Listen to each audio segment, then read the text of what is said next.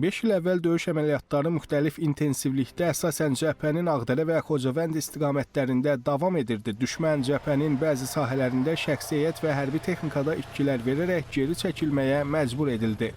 Prezident İlham Əliyev İspaniyanın EFE informasiya agentliyinə müsahibə verdi. Cəbhənin Tərtər istiqamətində Azərbaycan ordusunun bölmələrinin həyata keçirdiyi əməliyyat nəticəsində düşmənin hərbi infrastrukturuna ciddi ziyan dəydi.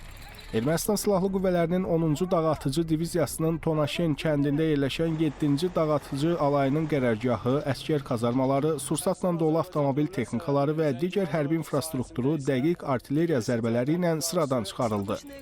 Ermənistan Silahlı Qüvvələrinin 41-ci Artilleriya alayının batareyası və hərbi kolonu puskuya salınaraq məhv edildi.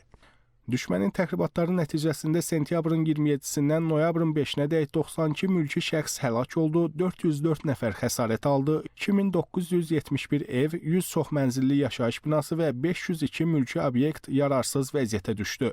Əhməd Fikrətoğlu, Sabir Bilalov, ASTV Xəbər.